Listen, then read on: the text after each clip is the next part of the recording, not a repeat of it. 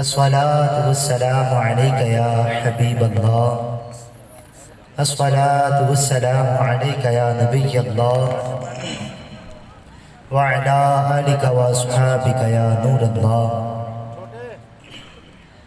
آقا دو جہان، رحمت عالمیان، محبوب رحمان، سرور ذیشان صلی اللہ تعالی علیہ وآلہ وسلم کا فرمان عالی شان ہے، جو مجھ پر ایک مرتبہ درود پاک پڑھتا ہے اللہ تبارک و تعالی اس پر 10 رحمتیں نازل فرماتا ہے، اور جو مجھ پر 10 مرتبہ درود پاک پڑھتا ہے اللہ تبارک و تعالی اس پر 100 رحمتیں نازل فرماتا ہے۔ فرمایا جو مجھ پر 100 مرتبہ درود پاک پڑھتا ہے اللہ تبارک و تعالی اس کی دونوں آنکھوں کے درمیان لکھ دیتا ہے کہ یہ بندہ نفاق اور جہنم کی آگ سے آزاد ہے۔ پھر فرمایا کہ جو مجھ پر 1000 مرتبہ درود پاک پڑھتا ہے تو وہ مرے گا نہیں جب تک کہ جنت میں اپنا مقام نہ دیکھ لے۔ پیارے بھائیوں، درود پاک پڑھنے میں کتنی دیر لگتی ہے؟ آج ہمارے پاس فضولیات، فضول گفتگو، غیبتیں، چغلیاں کرنے کے لیے وقت ہے۔ اگر نہیں وقت تو آقا دو جہان سرور ذیشان صلی اللہ تعالی علیہ وآلہ وسلم کی ذات پر درود پاک پڑھنے کا وقت نہیں ہے۔ انہی کے صدقے تو یہ جہان بنا۔ اللہ تعالیٰ فرماتا ہے اے محبوب، اگر تمہیں نہ بناتا تو اپنا رب ہونا بھی ظاہر نہ کرتا۔ یہ عرش، یہ کرسی، یہ زمین، یہ آسمان کچھ نہ بناتا، محبوب سب تمہارے لیے بنائے۔ یہ دو جہان آج ہمیں جو آنکھیں عطا کی گئی ہیں، منہ میں زبان عطا کی گئی ہے، بولنے کی جو طاقت دی گئی ہے، زبان تو ہوتی ہے لیکن بولنے کی طاقت نہیں ہوتی، تو یہ سب کچھ کس کا صدقہ ہے؟ آقا دو جہان کا صدقہ ہے۔ اگر ہم ان کی مدح سراہی نہیں کریں گے تو کیسے زندگی کا حق ادا ہوگا؟ تو تمام بھائی اپنا ذہن بنا لیں، کم از کم روزانہ 313 بار درود پاک پڑھا کریں، کیونکہ علماء کرام نے فرمایا 313 مرتبہ درود پاک پڑھنا یہ کثرت میں شامل ہے۔ تو 313 مرتبہ پڑھنے میں زیادہ سے زیادہ 15 منٹ کا وقت لگے گا، تو کوشش کیا کریں آقا دو جہان صلی اللہ علیہ وسلم کی ذات پر درود پاک پڑھ لیا کریں۔ ابھی بھی اصول برکت کے لیے پڑھ لیجیے، اللہم صلی علی سیدنا و مولانا محمد مبارک وسلم وصلو علیہ۔ اللہ پاک کے پیارے نبی حضرت موسیٰ کلیم اللہ علی نبینا و علیہ السلام کو اللہ پاک نے حکم دیا، اے موسیٰ تمہاری امت میں ایک شخص کا انتقال ہو گیا اور لوگوں نے اس کو اٹھا کر کوڑے کے ڈھیر پر ڈال دیا۔ اے موسیٰ تم جاؤ، اس شخص کو وہاں سے اٹھاؤ، نہلاؤ، کفناؤ، اس کا جنازہ پڑھاؤ اور اس کو دفناؤ۔ حضرت موسیٰ علیہ السلام اللہ تعالیٰ کے حکم کی تعمیل کرنے کے لیے اس مقام پر پہنچے جس جگہ اس بندے کو ڈال دیا گیا تھا۔ وہاں لوگوں نے بتایا کہ انتہائی بدترین شخص ہے، اس نے ساری زندگی اللہ تعالیٰ کی نافرمانی کی ہے، اس نے ساری زندگی گناہوں میں گزاری ہے، یہ وہ شخص ہے۔ چنانچہ اللہ تعالیٰ کا حکم تھا، موسیٰ علیہ السلام نے تعمیل کی، اس کو اٹھایا، نہلایا، کفنایا اور اس کو جنازہ پڑھا کر دفنا دیا۔ پھر اللہ تعالیٰ کی بارگاہ میں عرض کرتے ہیں، مولا کریم یہ بندہ تو بہت گناہگار تھا، بہت سیاہکار تھا، یہ تو تیرا بہت بڑا نافرمان تھا، پھر اس پر اتنی رحمت کیوں؟ تو اللہ تبارک و تعالیٰ ارشاد فرماتا ہے، موسیٰ بے شک یہ بندہ گناہگار تھا، سیاہکار تھا، میرا نافرمان تھا، لیکن اے موسیٰ ایک دن سے تورات کو کھولا، اس تورات کے اندر میرے محبوب کے نام کو دیکھا اور اس نے محبت سے اس کو چوم لیا، ہمیں اس کی زیادہ پسند آ گئی اور ہم نے اس کے اوپر یہ کرم فرما دیا۔ تو پیارے بھائی دیکھو، آقا علیہ السلام کا نام صرف چوم لینے سے اللہ تبارک و تعالی نے اتنے بڑے گناہگار پر اپنا کتنا خاص کرم فرمایا۔ تو ہمیں بھی آقا علیہ السلام سے حقیقی محبت ہونی چاہیے۔ آج ہم صرف دم تو بھرتے ہیں کہ ہم عاشق رسول ہیں، ہم حضور کے غلام ہیں، لیکن غلامی والا کردار نہیں ہے، انداز نہیں ہے۔ آج ہمارا انداز کفار والا ہے۔ ہمارا طرز زندگی، ہمارا ظاہری حلیہ اور باطن بھی دیکھا جائے تو سب کا سب آقا علیہ السلام کے دشمنوں جیسا ہے۔ حالانکہ حضور علیہ السلام کی سنتوں کی بڑی برکتیں ہیں۔ آقا علیہ السلام نے اپنے چہرے مبارک پر داڑھی کو سجایا، فرمایا اللہ تبارک و تعالیٰ نے عورتوں کو لمبے بال دے کر زینت بخشی اور مردوں کو داڑھی سے زینت بخشی۔ آج عاشق رسول حضور کی داڑھی کو نالی میں بہاتا ہے تو کیسا عاشق رسول ہوا؟ صرف نام کا عاشق رسول ہوا نا، حقیقی عاشق رسول نہیں۔ حقیقی عاشق رسول تو وہ صحابہ تھے کہ آقا علیہ السلام نے مال منگوایا تو حضرت سیدنا عمر فاروق اعظم جلدی جلدی دوڑے، گھر جا کر آدھا مال گھر رکھا ہے، آدھا ساتھ لے آئے، حضور کی بارگاہ میں پیش کر دیا۔ حضور علیہ السلام نے قبول فرما لیا۔ کچھ دیر کے بعد صدیق اکبر رضی اللہ تعالیٰ عنہ تشریف لاتے ہیں اور اپنا سارا مال لے کر حضور کی بارگاہ میں حاضر ہو جاتے ہیں۔ حضور علیہ السلام پوچھتے ہیں صدیق کیا لے کر آئے ہو، کیا گھر چھوڑ کر آئے ہو؟ صدیق اکبر رضی اللہ تعالیٰ عنہ فرماتے ہیں یا رسول اللہ صلی اللہ علیہ وسلم سب مال میں اپنا آپ کی بارگاہ میں لے آیا ہوں، گھر اللہ اور اس کا رسول چھوڑ کر آیا ہوں۔ وہ صحابہ کرام تھے۔ اگر ایمان لے کر آئے تو فرمایا قرآن پاک میں فَإِنْ آمَنُوا بِمِثْلِ مَا آمَنْتُمْ، اگر تم واقعی ایمان لانا چاہتے ہو تو ان کی طرح ایمان لے کر آؤ جیسے صحابہ کرام لے کر آئے۔ اور صحابہ کرام کی زندگی ہمارے لیے بہترین نمونہ ہے کہ انہوں نے آقا علیہ السلام کی سنتوں پہ عمل کر کے اللہ تعالیٰ کی عبادت میں اپنی زندگی کو لگایا۔ آج مسلمان نہ حلال کی تمیز رکھتا ہے نہ حرام کی تمیز رکھتا ہے، حالانکہ ہمارے پیدائش کا مقصد صرف اور صرف اللہ تعالیٰ کی عبادت کرنا ہے۔ یہاں دنیا میں آ کے دنیا کے فسادات میں، دنیا کے مختلف قسم کے جو مفسدات پیدا ہو چکے ہیں لوگوں کے اندر، اس سے بچنے کے لیے ہم یہاں پر آئے تھے، نہ کہ اس میں پھنسنے کے لیے آئے تھے۔ اللہ تبارک و تعالیٰ قرآن پاک میں ارشاد فرماتا ہے وَمَا خَلَقْتُ الْجِنَّ وَالْإِنسَ إِلَّا لِيَعْبُدُونَ، ہم نے جن اور انسانوں کو صرف اپنی عبادت کے لیے پیدا فرمایا۔ پھر اللہ تبارک و تعالیٰ فرماتا ہے الَّذِي خَلَقَ الْمَوْتَ وَالْحَيَاةَ لِيَبْلُوَكُمْ أَيُّكُمْ أَحْسَنُ عَمَلًا، ہم نے موت اور زندگی کو اس لیے پیدا کیا کہ تمہاری جانچ ہو تم میں اچھے اعمال کس کے زیادہ ہیں، کس کے اچھے زیادہ اعمال ہیں۔ ہماری زندگی پہلے فرمایا الذی خلق الموت، پہلے موت کو پیدا فرمایا، والحیات لیبلوکم، پھر زندگی کو پیدا فرمایا، فرمایا تمہاری جانچ ہو سکے کہ تم میں زیادہ اچھے اعمال کس کے ہیں۔ پھر قرآن پاک میں کیا فرماتا ہے اللہ تبارک و تعالیٰ، آج ہم دنیا دار لوگ ہیں، دنیا کو سمیٹنے میں لگے ہوئے ہیں، ہماری کوشش ہوتی ہے ہمارا بینک بیلنس بڑھ جائے، ہماری جائیداد بڑھ جائے، ہماری اولاد کا مستقبل اچھا ہو جائے گا۔ حالانکہ یہی اولاد ہوتی ہے کل کو پیسے کے اوپر لڑ کے والد کی قبر پہ جانے کی توفیق نہیں ہوتی، جس کے لیے آج والد حرام کماتا ہے، جس کے لیے والد اس کی ضروریات پوری کرنے کے لیے ہر قدم اٹھاتا ہے، زمانے سے لڑتا ہے، یہی اولاد اس کے لیے دعا خیر کرنے کے قابل نہیں ہوتی۔ کیوں؟ کیونکہ اس کو جس کے حلال نہیں کھلایا گیا ہوتا ہے۔ اگر حلال کھلایا جائے تو وہ اولاد کبھی بھی نافرمانی نہ کرے۔ آپ دیکھیں ظاہر ہے اگر زمین کے اندر کوئی گندم کا دانہ بیجے تو کبھی چاول نہیں اگے گا، کبھی چاول نہیں اگے گا، بلکہ کیا اگے گا؟ گندم اگائے گی تو گندم ہی اگے گی۔ اب جس نے ساری زندگی حرام کھایا ہو وہ کیسے اللہ کی عبادت کرے گا، کیسے ماں باپ کی فرما برداری کرے گا، اور اس کا پیسہ کیسے رائے خدا پہ لگ جائے گا؟ نہیں لگ سکتا، کیونکہ اس کا حرام کا پیسہ ہے اور حرام کام میں ہی لگے گا۔ یہ دیکھ لے بندہ، جانچ لے، حدیث پاک ہے آقا علیہ السلام نے فرمایا کہ جس نے جنت کے اندر جانا ہے نا اس کے لیے نیک اعمال کرنا بہت آسان ہے، اور جس نے جہنم میں جانا ہے اس کے لیے گناہ کرنا بہت آسان ہے۔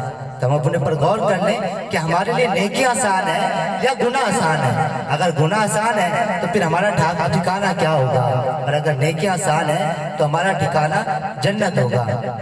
اللہ تبارک و تعالیٰ قرآن پاک میں ارشاد فرماتا ہے وَآخِرَ الْحَيَاةِ الدُّنْيَا، جو دنیا کو اپنا ٹھکانہ سمجھے، یہ دنیا نا ہمارا ٹھکانہ بن گیا ہے، ہم نے یہیں رہنا ہے، مرنا ہی نہیں ہے، ہمیں موت کی پرواہ ہی نہیں ہے۔ جو دنیا کو اپنا ٹھکانہ سمجھے، پھر کیا فرمایا فَإِنَّ الْجَحِيمَ هِيَ الْمَأْوَىٰ، اس کے لیے جہنم میں ٹھکانہ ہے۔ پھر فرمایا وَأَمَّا مَنْ خَافَ مَقَامَ رَبِّهِ وَنَهَى النَّفْسَ عَنِ الْهَوَىٰ، اور جو اللہ کے حضور کھڑے ہونے سے ڈرے فَإِنَّ الْجَنَّةَ هِيَ الْمَأْوَىٰ، اس کے لیے جنت میں ٹھکانہ ہے۔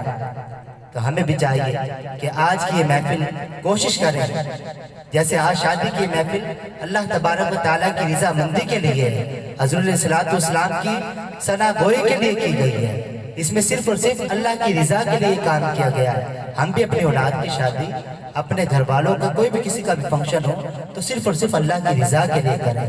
لیکن آج جو خوشی دی ہے یہ اللہ تعالیٰ نے دی ہے، وہ چاہے تو آپ کو تکلیف میں مبتلا کر دے، چاہے تو آپ کو مصیبت میں ڈال دے، لیکن اس کی رحمت دیکھیے، قربان جائیے، اس نے آپ کو دولت بھی دی، شہرت بھی دی، اولاد کی نعمت بھی دی، اور وہ دن بھی دکھایا کہ اولاد آپ کی شادی کے قابل ہو گئی، دولہا بن گئی۔ تو آج ہمیں اللہ تعالیٰ کا زیادہ شکر ادا کرنا چاہیے۔ مولا کریم تیری رحمت ہے، تو اگر چاہتا تو یہ شادی کبھی نہ ہوتی، لیکن مولا تیری رحمت سے یہ سب کچھ ہوا ہے۔ آج جو کچھ ہمارے پاس ہے یہ تیری رحمت ہے۔ تو ہر بندہ خیال کر لے کہ اگر اس کی کمائی اس کے حلال کی ہے تو وہ حلال کام پہ لگے گی، اگر کسی کا پیسہ حرام پہ لگ رہا ہے تو وہ جان لے کہ اس کا پیسہ رزق حلال میں سے نہیں ہو سکتا، کیونکہ رزق حلال حضور علیہ الصلوۃ والسلام نے فرمایا جس نے حرام کا ایک لقمہ کھایا، صرف ایک لقمہ کھایا، اس کی 40 دن تک عبادت قبول نہیں ہوتی، 40 دن تک کوئی دعا قبول نہیں ہوتی۔ اور کوئی عرصے سے ہی حرام کھا رہا ہے، جس کی اولاد کی پرورش ہی حرام سے ہوئی ہے، اس کے بارے میں سوچیں کیا بنے گا۔ فرمایا وہ لقمہ اگر پیٹ کے اندر ہے اور اس بندے کو موت آ گئی، وہ جہنم میں جانے کا مستحق ہے، وہ جہنم میں جانے کا حقدار ہے۔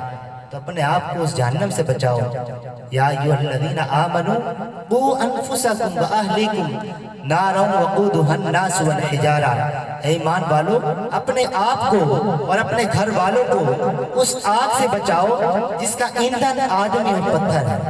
یہ اللہ تبارک و تعالیٰ قرآن میں ارشاد فرما رہا ہے، ایمان والوں سے فرما رہا ہے، کافروں سے نہیں فرما رہا، منافقوں سے نہیں فرما رہا۔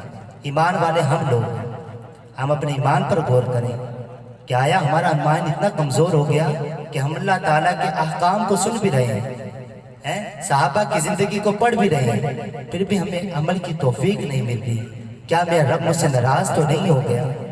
کیا میرا خالق مجھ سے ناراض تو نہیں ہو گیا؟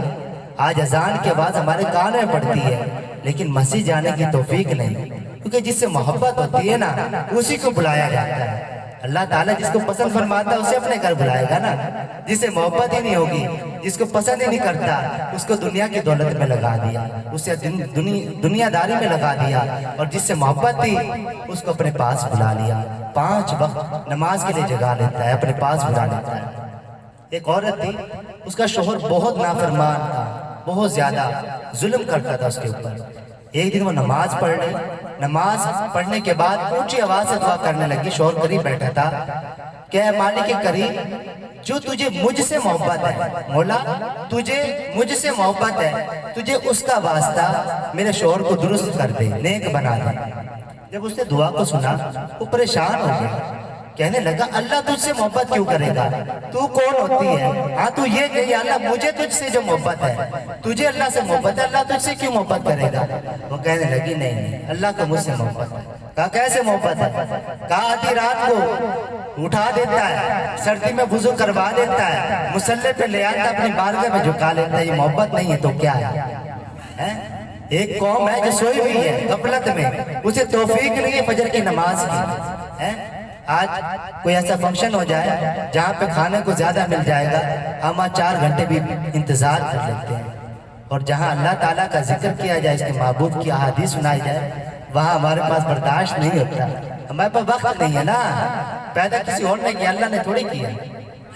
قرآن میں تو اللہ نے فرمایا وَمَا خَلَقْتُ الْجِنَّ وَالْإِنسَ إِلَّا لِيَعْبُدُونِ، پیدا تو اللہ تعالیٰ نے اپنی عبادت کے لیے کیا تھا، ہم لگ گئے شیطان کے ساتھ، بندے رحمان کے کام شیطان کے۔ ہم اپنے پر غور کریں، کیسی زندگی گزار رہے ہیں۔ آئے دن با دن نمازیں قضا ہو رہی ہیں۔ اعلیٰ حضرت رحمۃ اللہ تعالیٰ علیہ ایک حدیث پاک کی شرح میں فرماتے ہیں کہ بے نمازی جس نے ایک نماز قضا کی، جس نے ایک نماز قضا کی، وہ 2,88,00,000 دن جہنم میں جلنے کا حقدار ہے۔ 2,88,00,000 سال میں صرف 365 دن ہوتے ہیں، 2,88,00,000 دن وہ جہنم میں جلنے کا حقدار ہے۔ حدیث پاک کا خلاصہ بیان کیا گیا۔ تو ہم سوچ رہے ہماری روزانہ کتنی نمازیں قضا ہو رہی ہیں، اور اگر ادا بھی ہو رہی ہیں تو وہ کس کیفیت میں؟ ہم نماز میں حساب کر رہے ہوتے ہیں، یہ بھی ہمارے اندر کمزوری ہے۔ ہم عبادت اللہ کی کر رہے ہوتے ہیں، بظاہر کام اپنا کر رہے ہوتے ہیں، نماز کے اندر حساب لگا رہے ہوتے ہیں، دکان کا سوچ رہے ہوتے ہیں، باہر کا سوچ رہے ہوتے ہیں، توجہ نہیں ہوتی۔ دل جمی کے ساتھ اللہ کی عبادت کرنی چاہیے۔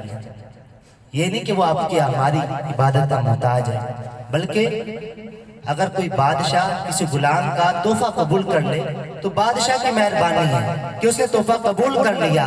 غلام کے لیے تو خوشی کی مسرت کا دن ہو گیا کہ بادشاہ نے میرا تحفہ قبول کر لیا۔